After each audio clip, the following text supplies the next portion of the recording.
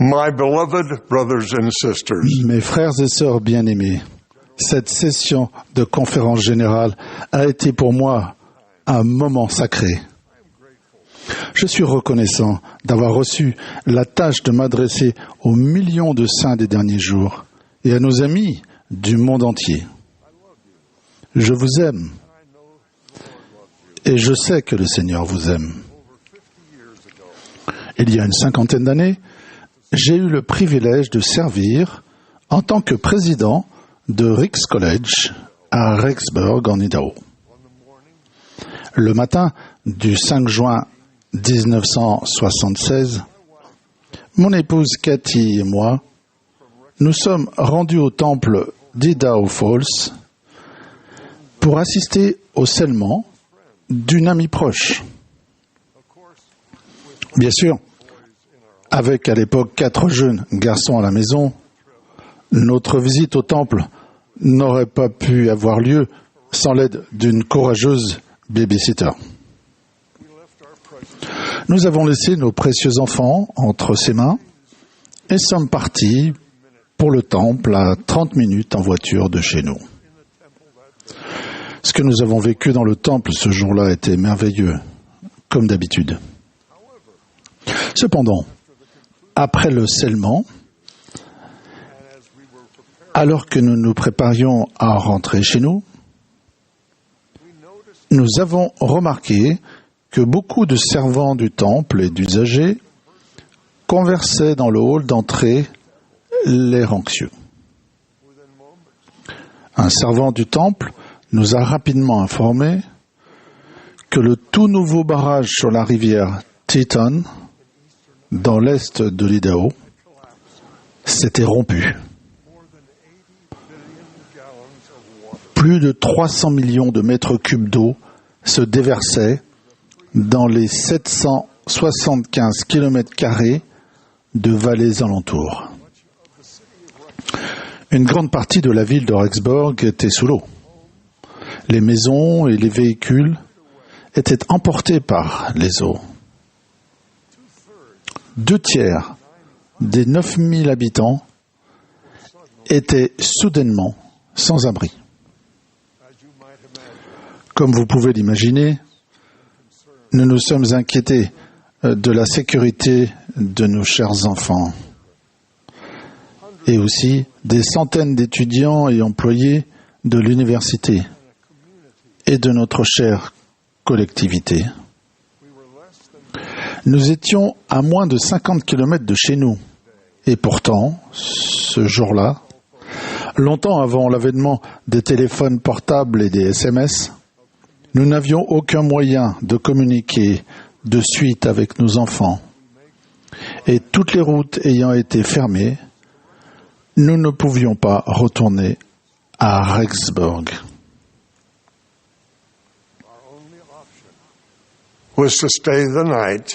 Notre seule option était de passer la nuit à l'hôtel à Idaho Falls.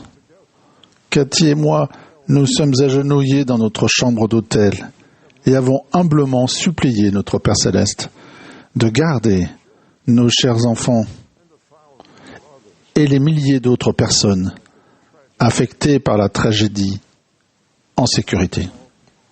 Je me souviens de Cathy faisant les 100 pas à l'aube, rongée par l'inquiétude pour ses enfants. En dépit de mes inquiétudes, j'ai réussi à trouver le calme et à m'endormir. Peu de temps après, ma chère compagne éternelle m'a réveillé et m'a dit « Hal, comment est-ce que tu peux dormir dans un moment pareil ?» Les mots suivants sont venus clairement dans mon cœur et mon esprit. Je lui ai répondu « Cathy, quoi qu'il arrive, grâce au temple, tout ira bien. Nous avons fait des alliances avec Dieu et avons été scellés au temple en tant que famille éternelle. » À ce moment-là, ce fut comme si l'Esprit du Seigneur nous confirmait ce que nous savions déjà être vrai dans notre cœur et dans notre esprit.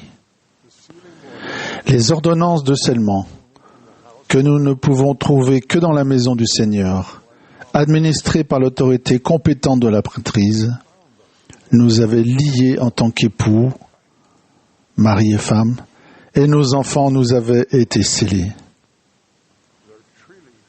Il n'y avait véritablement pas besoin d'avoir peur, et nous avons été reconnaissants d'apprendre un peu plus tard que nos garçons étaient en sécurité. Cette déclaration de Thomas Monson illustre parfaitement ce que Cathy et moi avons ressenti pendant cette nuit inoubliable. Quand nous allons au temple, nous pouvons accéder à une nouvelle dimension de spiritualité et ressentir la paix. Nous saisirons le véritable sens de ces paroles du Sauveur.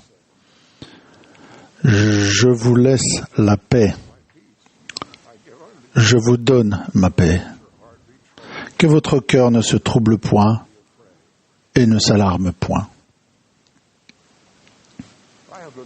J'ai la bénédiction de ressentir cette paix à chaque fois que j'entre dans le temple sacré.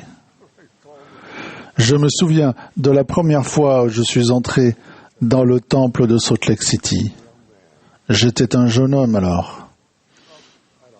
J'ai levé les yeux vers un haut plafond blanc qui rendait la pièce si lumineuse qu'on aurait dit qu'elle était ouverte sur le ciel. Et à ce moment précis, une pensée m'est venue à l'esprit avec ces mots clairs. Je me suis déjà trouvé dans cet endroit lumineux auparavant. Mais immédiatement après, d'autres mots me sont venus à l'esprit. Et ce n'était pas ma voix que j'entendais me dire « Non, tu n'es jamais venu ici auparavant. Tu te souviens d'un moment antérieur à ta naissance. Tu te trouvais dans un endroit sacré comme celui-ci où le Seigneur pouvait venir. » Frères et sœurs, je vous témoigne humblement que dans le temple, nous pouvons nous souvenir de la nature éternelle de notre esprit, de notre relation avec le Père et son Fils divin, et de notre désir ultime de retourner à notre foyer céleste. Dans des discours de conférences récents, le président Nelson a enseigné: l'endroit le plus sûr où se trouver spirituellement est à l'intérieur de vos alliances du temple. Tout ce en quoi nous croyons et chaque promesse que Dieu a faite à son peuple sont réunis au temple. Chaque personne qui contracte des alliances dans les temples et qui les respecte bénéficie d'un accès plus grand au pouvoir de Jésus-Christ. Il a aussi enseigné ceci: une fois que nous avons fait alliance avec Dieu, nous quittons pour toujours la neutralité. Dieu n'abandonnera pas sa relation avec les personnes qui ont tissé un tel lien avec lui. En fait, toutes les personnes qui ont fait alliance avec Dieu ont accès à un amour et une miséricorde exceptionnels. Par l'inspiration qu'il donne au président Nelson, le Seigneur a accéléré la construction de temples dans le monde entier et continuera de le faire. Cela donnera à tous les enfants de Dieu l'occasion de recevoir les ordonnances du salut et de l'exaltation, de contracter des alliances sacrées et de les respecter. Remplir les conditions requises pour contracter des alliances sacrées n'est pas un effort ponctuel, mais l'œuvre de toute une vie. Le Seigneur a dit que cela exigera tout notre cœur, tout notre pouvoir, tout notre esprit et toutes nos forces. Participer fréquemment aux ordonnances du temple peut créer une habitude de dévotion au Seigneur. Lorsque vous respectez les alliances du temple et vous en souvenez, vous invitez le Saint-Esprit à vous accompagner pour vous fortifier et vous purifier à la fois. Vous pouvez alors faire l'expérience d'un sentiment de clarté et d'espérance qui vous témoigne que ces promesses sont vraies. Vous vous rendrez compte que chaque alliance faite avec Dieu est une occasion de se rapprocher de lui, ce qui produira dans votre cœur le désir de respecter les alliances du temple.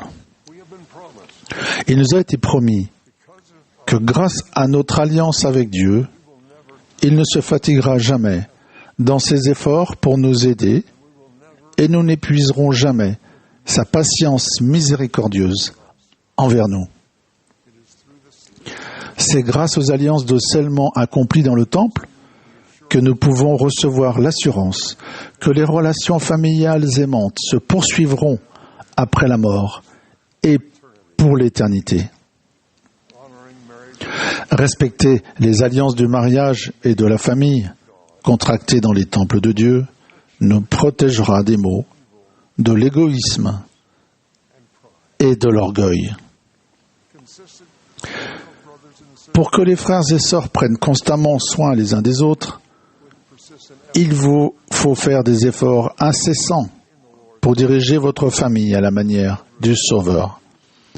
Donnez aux enfants des occasions de prier les uns pour les autres, détectez rapidement les premiers signes de discorde et louez les actes de service désintéressés,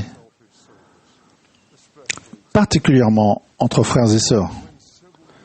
S'ils prient les uns pour les autres et se servent mutuellement, le cœur de vos enfants s'adoucira et se tournera vers leurs frères et sœurs et vers leurs parents.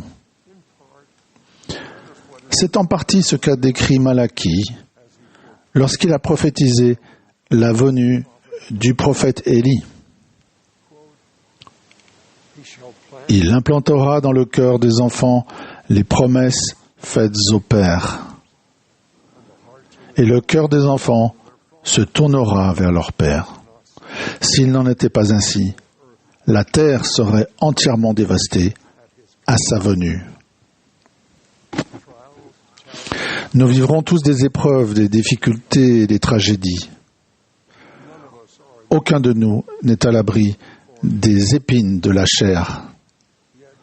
Néanmoins, en allant au temple et en nous souvenant de nos alliances, nous pouvons nous préparer à être guidés personnellement par le Seigneur.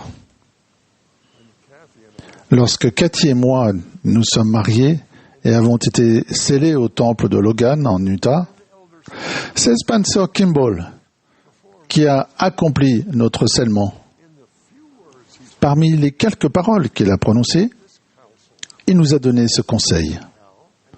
Hal et Cathy, vivez de telle sorte que lorsque l'appel arrivera, vous puissiez partir facilement.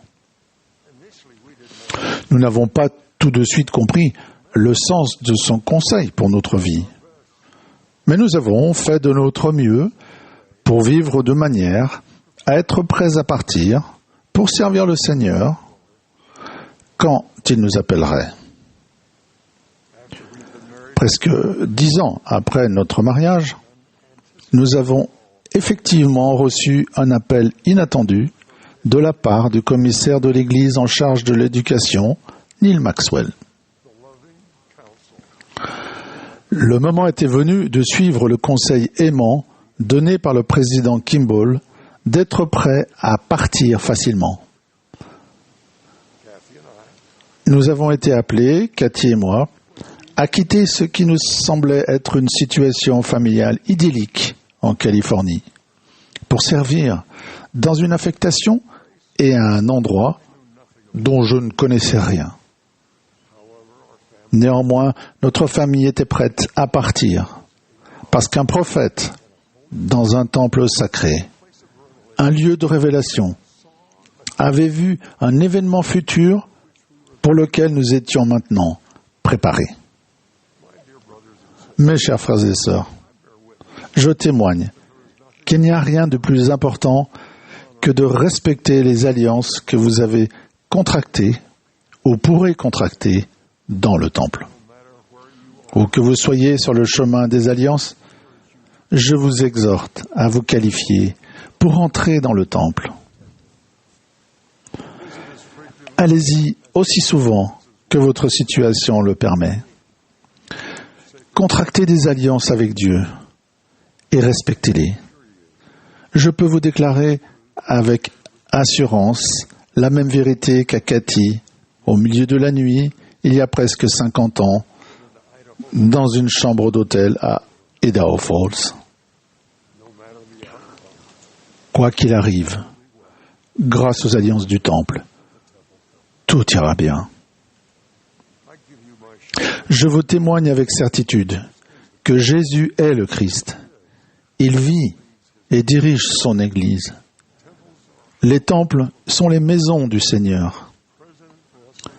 Russell Nelson est le prophète vivant de Dieu sur la terre. Je l'aime et j'aime chacun de vous au nom sacré de Jésus-Christ. Amen.